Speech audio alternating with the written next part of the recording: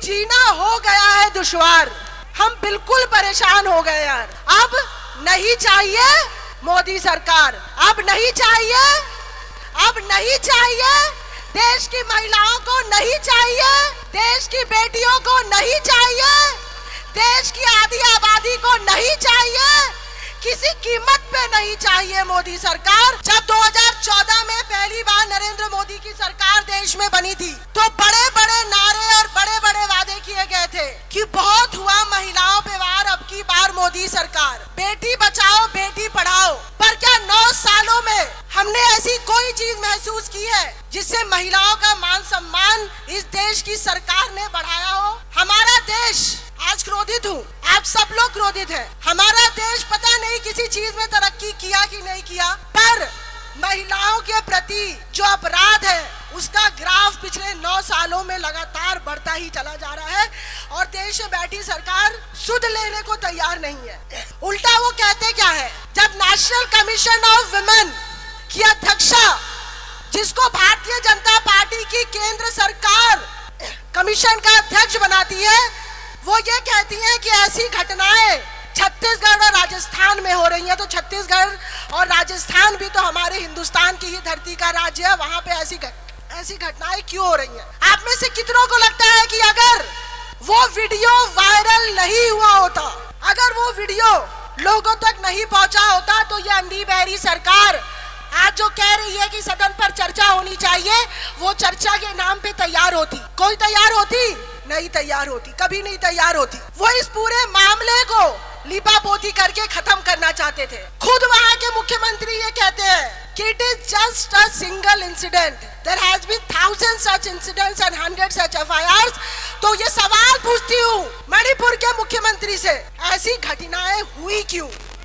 3 महीने में आपने ऐसा क्या किया कि मणिपुर को हिंसा के चपेट से बाहर निकाला जाए, मणिपुर की महिलाओं को सम्मान वापस दिलाया जाए? आज मैंने दिल्ली महिला आयोग की चेयरपर्सन का ट्वीट पढ़ा, स्वाति मालेवाल जी का। वो उन माँ से मिली जिनकी बेटी के साथ ये दरिंदगी की गई। वो माँ फूट फूट कर रो रही है। वो वीडियो देख के, वो आवाजें सुन के क्या हम में से किसी को भी नींद आएगी?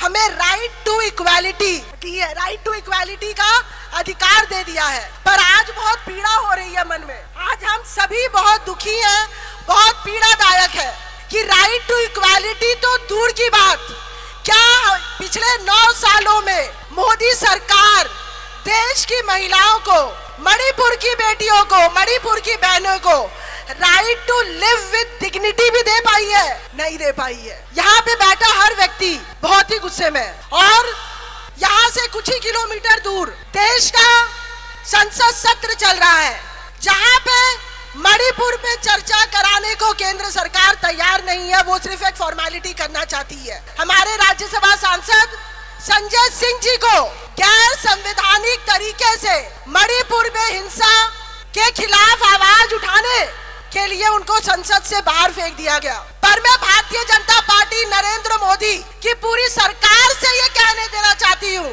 कि ये लड़ाई दिल्ली की सड़कों में, ये लड़ाई पूरे देश के सड़कों में, और ये लड़ाई देश के संसद में आम आदमी पार्टी, आम आदमी लोगों के साथ मिलकर लड़ेगी। और मणिपुर के लोगों से हम ये कहना चाहते कि आपके साथ जो अन्याय पिछले 3 महीने से हो रहा है, डबल इंजन की सरकार मणिपुर में चल रही है, केंद्र में और राज्य में, उसके बावजूद पूरा का पूरा मणिपुर जल रहा है, पूरा का पूरा मणिपुर में हिंसा हो रहा है,